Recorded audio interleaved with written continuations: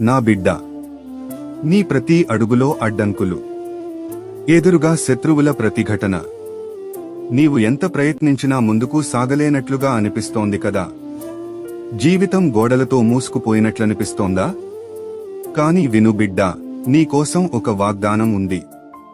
యెహోవా నీకు వ్యతిరేకులై లేచిన వారిని నీ ముందర ఓడించును అని ద్వితీయోపదేశకాండము 28:7 ఉన్నది కదా.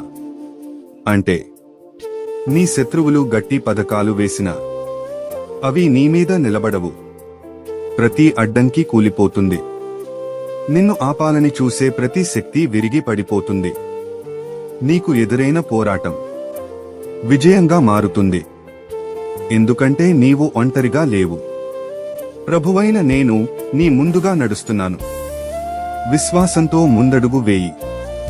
ప్రతి బంధకాలు తొలగిపోతాయి.